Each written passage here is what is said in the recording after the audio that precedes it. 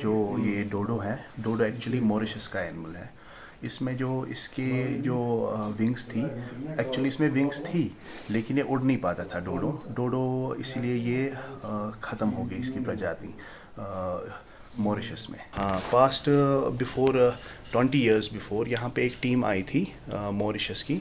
उन्होंने हमें इंटरव्यू वगैरह लिया, तो उनने ये देखा कि क्यों ना हम इस बर्ड को पेपर मैशी में रुझान लें।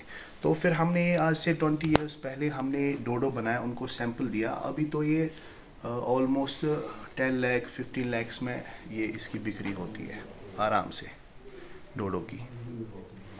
अभी तो जितने भी हमारे साथ जैसे कारीगर है जो भी हैं वो अच्छे से खुशी खुशी है, अल्हम्दुलिल्लाह माशाल्लाह सारे ठीक है।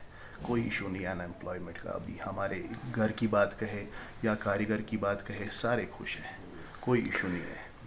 ये तो एक्चुअली मेरे दादा के टाइम से है।